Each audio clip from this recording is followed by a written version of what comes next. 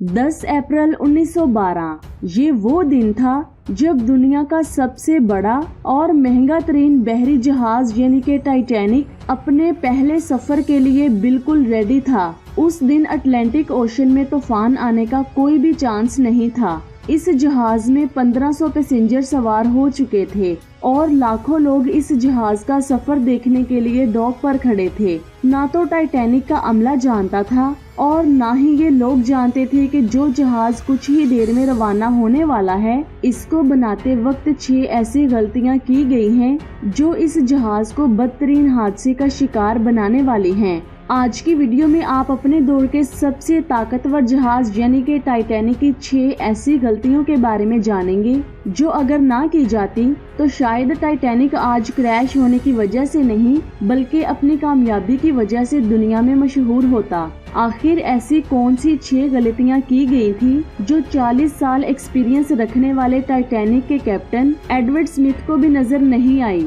ये गलतियां Titanic operate करने वाली कंपनी व्हाइट स्टार लाइन को भी नजर नहीं आई। इस कंपनी को 107 शिप्स ऑपरेट करने का एक्सपीरियंस था। टाइटैनिक की कंस्ट्रक्शन 1907 में शुरू की गई थी। 3 साल के वक्त और 2000 वर्कर्स की मेहनत के बाद आखिरकार इस जहाज को तैयार कर लिया गया। अब ये जहाज मुकम्मल तौर पर तैयार हो चुका था, लेकिन अभी इसकी टेस्टिंग नहीं की गई थी। इस जहाज ने अपना पहला टेस्ट कामयाबी से पार कर लिया था। इसके बाद पूरी दुनिया में डिफरेंट न्यूज़पेपर ने इसकी मार्केटिंग की।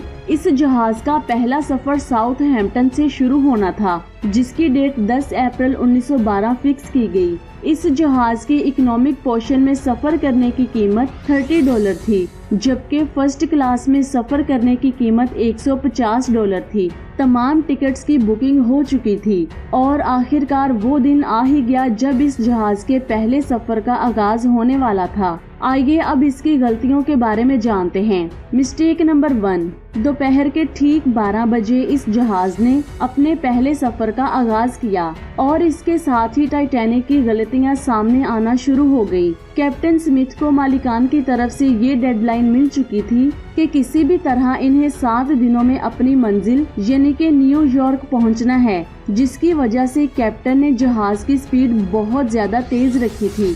यही थी टाइटैनिक की सबसे पहली गलती। अब कैप्टन को जल्द से जल्द न्यूयॉर्क पहुंचना था ताकि इसकी रेपुटेशन खराब ना हो सके।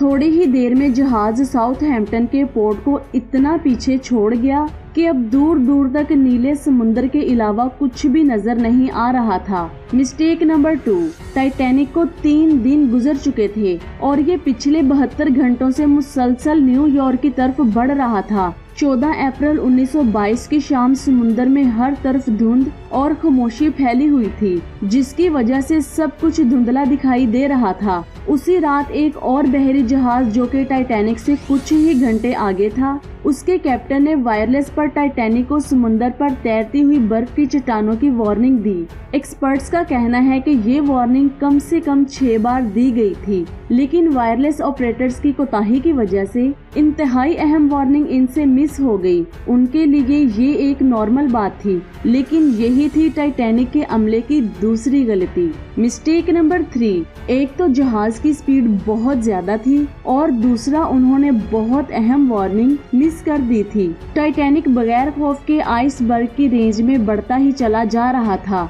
लेकिन अभी भी टाइटैनिक को हादसे से बचाया जा सकता था क्योंकि जहाज के चौकीदार अलर्ट थे, जो आइसबर्ग को दूर से देखकर कैप्टन को बताने के लिए रेडी थे। लेकिन यहाँ पर एक बहुत बड़ी प्रॉब्लम थी, दूर तक देखने के लिए इनके पास दूरबीन भी मौजूद नहीं थी और यही थी टाइटैनिक की तीसरी गलती, क्योंकि पहरेदारों ने कैप्टन को आइसबर्ग की खबर उस वक्त दी जब वो जहाज के बहुत करीब आ चुका था। मिस्टेक नंबर 4, आइसबर्ग की खबर मिलते ही कैप्टन ने जहाज के इंजन को बंद करके इसका रुख बदलने का हुक्म दिया। कैप्टन ने आइसबर्ग से बचने की बहुत ज्यादा कोशिश की, लेकिन फासला इतना कम था कि अब कुछ भी करना फजूल था। आइसबर्ग टाइटैनिक के सेंटर से टकरा चुका था। अभी भी इसके बचने की उम्मीद बहुत ज्यादा बाकी थी कि हो सकता है आइसबर्ग जहाज की बॉडी को नुकसान ना पहुंचाए, बल्कि वो खुद ही टूट जाए। शायद ऐसा ही होता अगर टाइटैनिक की चौथी गलती अपना काम ना करती।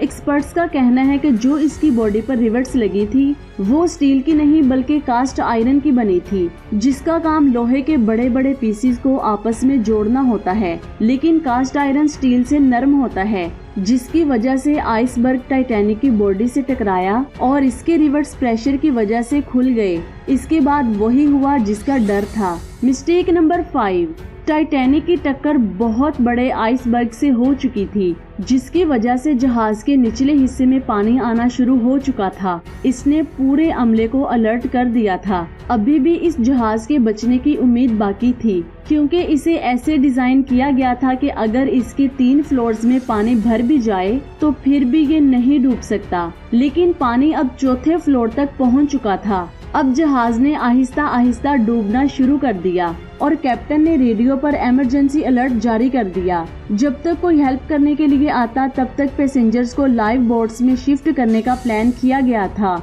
लेकिन इस मौके पर 5वीं गलती ने अपना काम दिखाया। इस जहाज में टोटल 32 लाइफ बोट्स की जगह थी, लेकिन कोताही की वजह से सिर्फ 20 बोट्स ही रखी गई थी। टोटल पैसेंजर्स 1500 थे और बोट्स सिर्फ और सिर्फ 20 थी। मिस्टेक नंबर 6, हर तरफ अफरा तफरी का आलम था और हर शख्स उन बोट्स में सवार होना चाहता था। 12:45 पर पहली इमरजेंसी बोट समुद्र में उतारी गई, लेकिन यहाँ पर एक और मिस्टेक यानी कि 6ठी गलती हुई। अफरा तफरी के आलम में बोट्स को पूरा भरे बगैर ही समुद्र में उतार दिया गया। इनमें ज्यादातर फर्स्ट क्लास लोगों को ही तरजीह दी गई थी। अगर बोट्स में ज्यादा लोगों को बिठाया जाता तो इंसानी जानें कम जाया होती। जहाज तेजी से समुद्र में डूबता ही जा रहा था। 2:18 पर शॉर्ट सर्किट की वजह से जहाज की सारी लाइट्स ऑफ हो गई और अगले ही लम्हे जहाज 2 हिस्सों में टूटकर तकसीम हो गया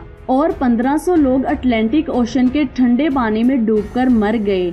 यही वो गलतियां थी जिसकी वजह से टाइटैनिक जहाज डूबा था। तो दोस्तों, आज की वीडियो आपको कैसी लगी नीचे कमेंट्स करके जरूर बताएं। अपना बहुत सारा ख्याल रखें, दुआओं में याद रखें। अल्लाह हाफिज।